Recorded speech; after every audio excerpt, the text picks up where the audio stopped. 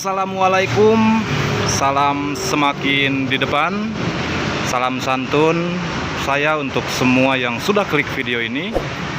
Sebelumnya saya ucapkan terima kasih ya sudah mampir ke channel ini. Jangan lupa like dan juga subscribe channel ini agar teman-teman tidak akan ketinggalan seputar informasi yang berkaitan dengan kendaraan dari Yamaha yang bisa saya upload di video-video saya berikutnya.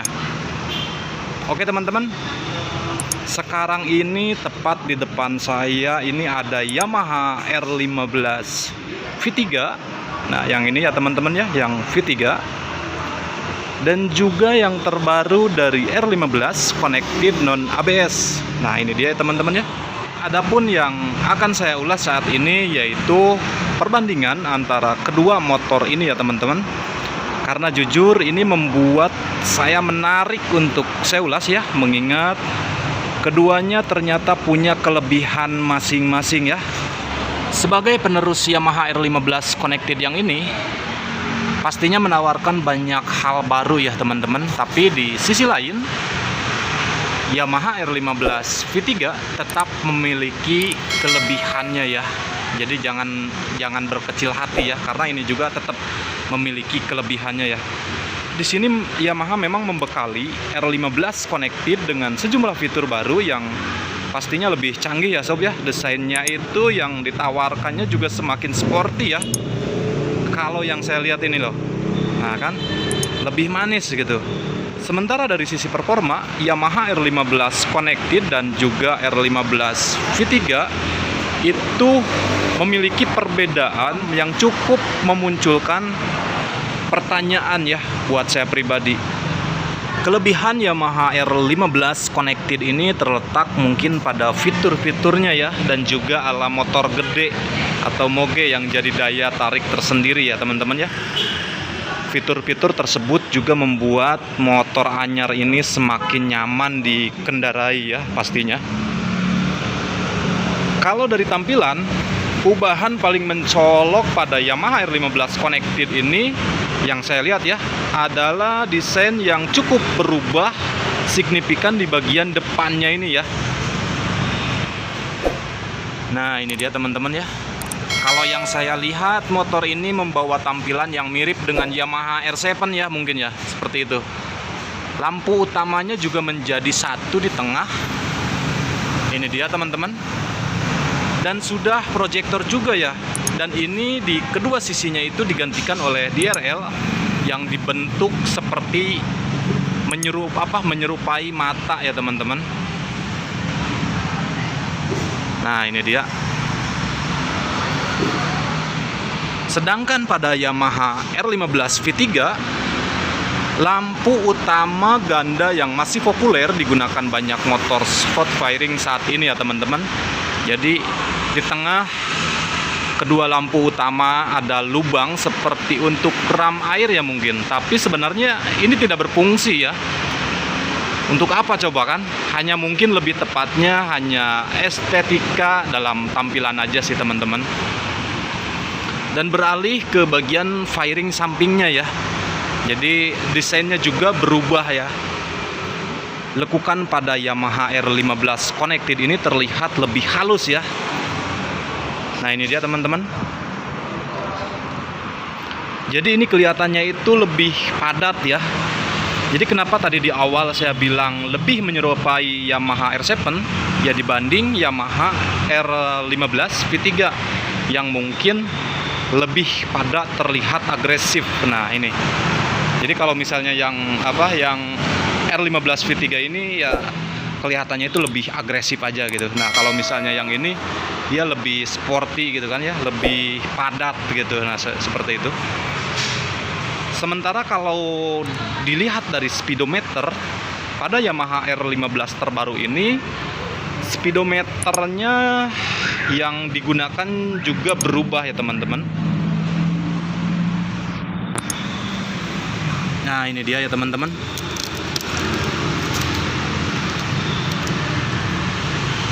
Bentuknya lebih mengotak ya, dan terdapat sejumlah tambahan indikator.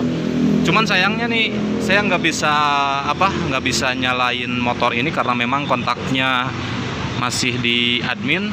Jadi tak heran ya kalau lebih keren, karena memang speedometernya pada motor ini memang telah mendukung fitur Y-Connect. Artinya speedometer sudah bisa terhubung ke smartphone karena terdapat indikator seperti ketika nih ada email, panggilan telepon, indikator baterai smartphone, dan pesan SMS yang masuk ya, itu semisalnya gitu.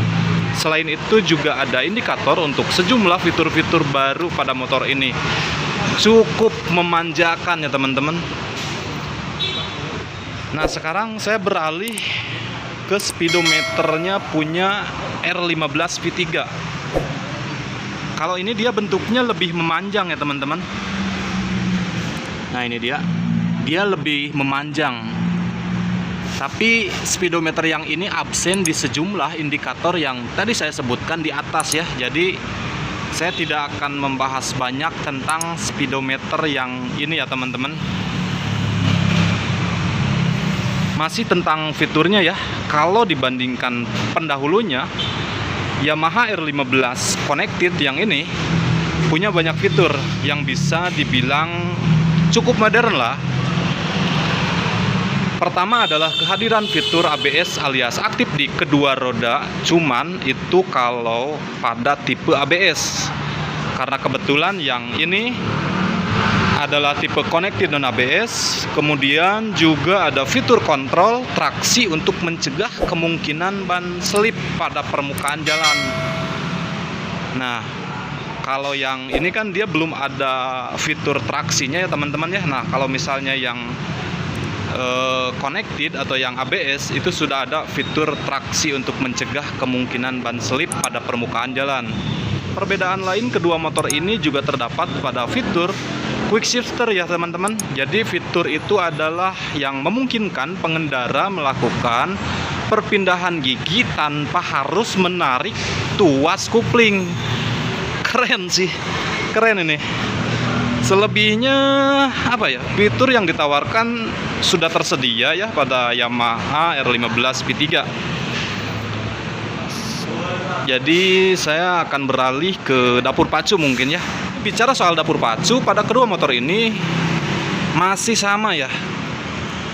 Keduanya dibekali mesin berkubikasi 155 cc dengan 4 katup dan berteknologi VVI. Meski demikian, bicara soal performa, mesin yang dibawa Yamaha R15 V3 jauh lebih baik.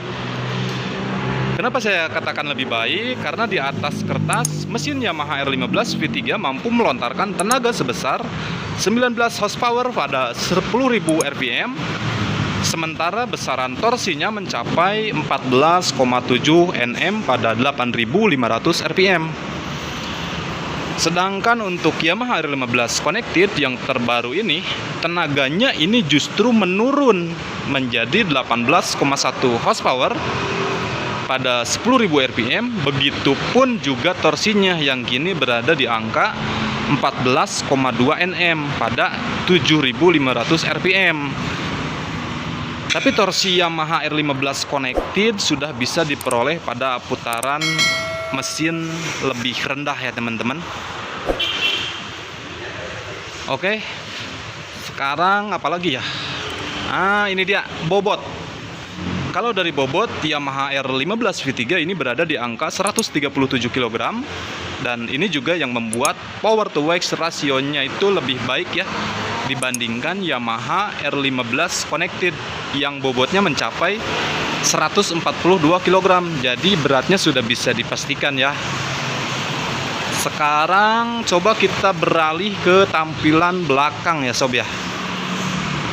Kalau saya lihat sih dari tampilan belakang tidak ada perbedaan yang begitu mencolok ya. Keduanya masih sama dengan tampilan yang serupa. Nah, ini dia ya teman-teman ya. Tidak ada perbedaan ya, keduanya masih sama dari tampilan belakang. Tapi bagian cover belakangnya ini kalau diperhatikan, lekukannya itu sedikit berbeda ya. Nah, ini lekukan yang ininya itu sedikit berbeda. Kalau yang ini, dia lekukannya itu lebih tajam ya. Nah, ini jadi lebih tajam gitu kan. Sementara yang terbaru ini tidak terlalu tajam ya lekukannya tuh, jadi ya hampir datar lah, hampir ya, tapi ya enggak datar juga, tetap ada lekukan. Cuman kalau yang ini dia lekukannya itu enggak begitu tajam seperti yang ini gitu misalnya. Nah ini dari ukuran pelek maupun ban juga keduanya masih sama ya. Untuk ban belakang memakai ukuran 140/70 dengan penggunaan ring 17 ya. Keduanya masih sama. Nah ini dia. Sementara untuk ukuran ban depan itu memakai ukuran 100/70 dengan penggunaan ring 17, dan keduanya masih sama ya, baik ukuran pelek, ukuran ban, lebar, semuanya sama ya. Untuk step atau pijakan kaki ini juga ternyata beda ya teman-teman. Kalau yang ini dia masih seperti ini ya, jadi belum dicat atau apalah gitu kan. Sementara yang terbaru ini dia sudah dicat ya, hitam. Dan dari segi bahan materialnya yang ini mungkin lebih kuat ya teman-teman ya. Kalau yang ini,